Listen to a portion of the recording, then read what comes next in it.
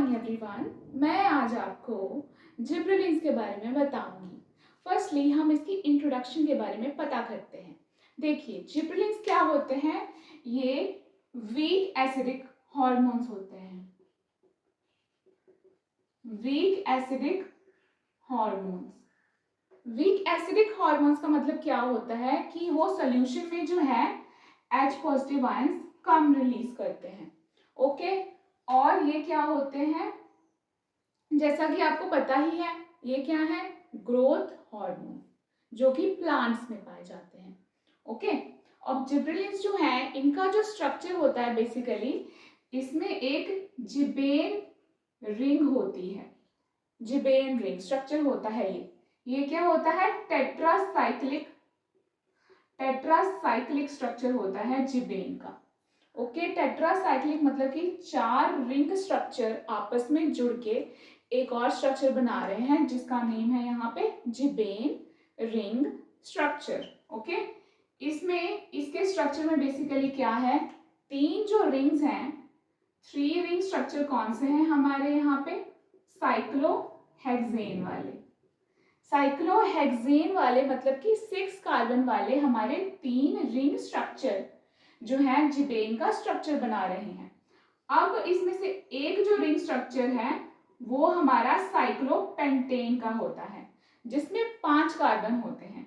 Okay, cyclopentane का होता है। ये दोनों मिलके क्या बनाते हैं? टेट्रासाइक्लिक रिंग स्ट्रक्चर, जिसको जिबेन बोला जाता है जिब्रेलिन के केस में। ओके, अब यही जो है जिबेन क्या करता होता है? जिबेन जो है हार्मोन की एक्टिविटी जो होती है, हार्मोन की एक्टिविटी जो भी वो काम करता है, ओके, वो इंक्रीज कर देता है। जो भी वो काम करता है उसकी एक्टिविटी इंक्रीज कर देता है। जैसे कि सेल इलॉन्गेशन, इसका मेन काम क्या है? Cell elongation.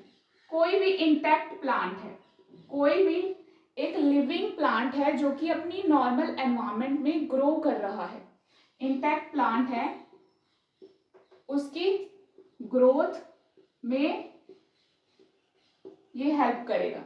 ओके, नेक्स्ट जो है, जो कि हमारे ड्वार्फ प्लांट होते हैं, जिसकी हाइट कम होती है, ओके, उनकी भी जो लेंथ है वो इंक्रीज करने में हेल्प करता है जिब्रेलिंस। ओके, बस बेसिकली ये जो होता है टोटल जिब्रेलिंस की इंट्रोडक्शन में पार्ट आता है। जिब्रेलिंस की डिस्कवरी के बारे में मैं आगे कंटिन्यू करने जा रही हूँ। देखिए, पहले जो है 1800 एडी में ये जो डिजीज है, एक बेकनी डिजीज, उसकी डिस्कवरी हुई। और ये डिजीज किसमें हो रही थी? राइस प्लांट में हो रही थी। ओके, अब इस डिजीज को जो अदर नेम से न जाना जाता है वो है फुलिश सीडलिंग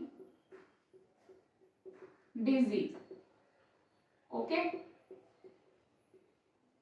ये डिजीज 1800 एडी जापान में कुछ राइस प्लांट्स में देखी गई। और इसके सिम्टम्स क्या थे उस टाइम पे? इसके सिम्टम्स थे pale yellow green plant appearance. Plant जो है राइस का, उसके पत्ते और पूरा पूरा प्लांट जो है कुछ येलोइश ग्रीन टाइप का हो गया। Okay, appearance. ओके, और उसके जो है स्टेराइल ग्रेन्स निकलने लग गए। स्टेराइल ग्रेन्स और इन्फेक्टेड सीडलिंग। इसके जो सीडलिंग्स थे वो टोटली जो है उनकी ग्रोथ जो है रुक गई, उनकी ग्रोथ नहीं हो रही थी। अगर किसी की ग्रोथ हो भी रही थी तो वो एबनॉर्मली टॉल थे, उनकी हाइट जो थी बहुत ज्यादा होने लग पड़ी। ओके, राइस प्लांट की जितनी उनकी होती थी उतनी नहीं, उससे ज्यादा ही होने लग पड़ी। और जितना भी राइस का झाड़ था ना, उसके अंदर जितने भी दाने, जितने भी ग्रेन्स थे, वो ज़्यादातर क्या थे, खाली ही थे। ऊपर से दिखता था कि हाँ उसमें ग्रेन है, पर वो अंदर से खाली। और जितने भी हमारे सीडलिंग जो आगे हमने उसको लगाया फील्ड में, तो वो आगे ग्रो ही नहीं कर रहे थे, क्योंकि वो ऑलरेडी इन्फेक्ट हो चुके थे। और ये जो डिजीज़ है किस वजह से होती है, एक फंगस की वजह से होती है। इस फंगस का नेम है जिब्रेला फुफ्यूजी कोराई। इस फंगस का नाम है जिब्रेला फुजीकोराई।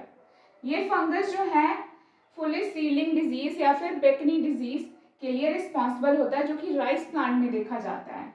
और इस फंगस की डिस्कवरी किसने की थी?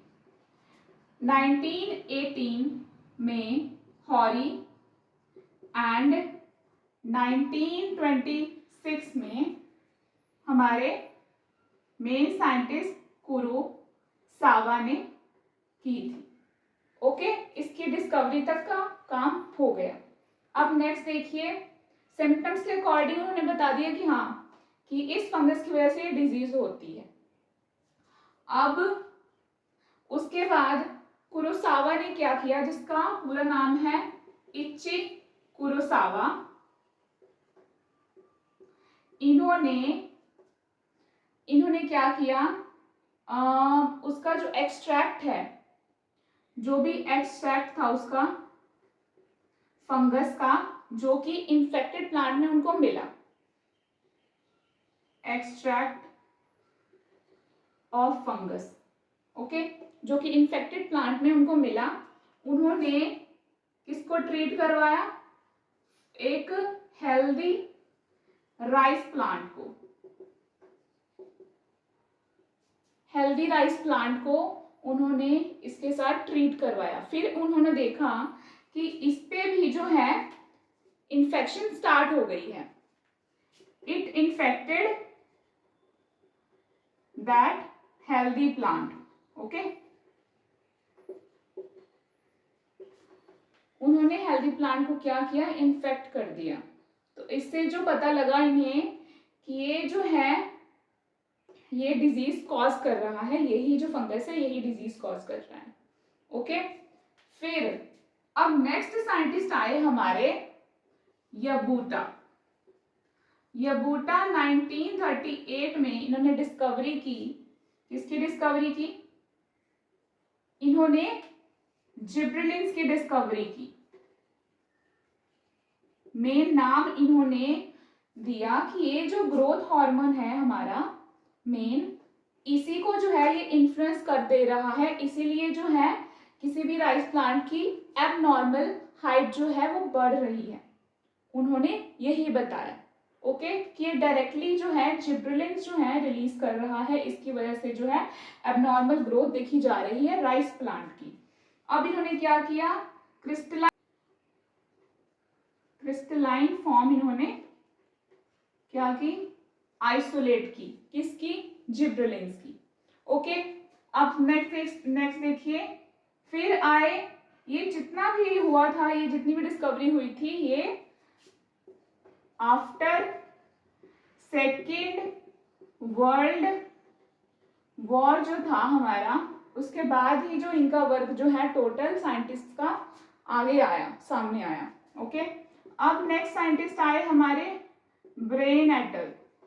इन्होंने क्या किया, GA3 जो है इसकी फॉर्म होती है जिब्रेलिक एसिड या फिर जिब्रेलिन्स की, उसकी डिस्कवरी की कि ये जो है GA3 मोस्ट कॉमन जिब्रेलिन या फिर जिब्रेलिक एसिड पाया जाता है। अब नेक्स्ट जो है हमारे साइंटिस्ट आए, उन्होंने क्रॉस एटल, इन्होंने जो है इसके स्ट्रक्चर के बारे में बताया, जिब्रेलिन्स के बारे में, जिब्रेलिन स्ट्रक्चर के बारे में बताया।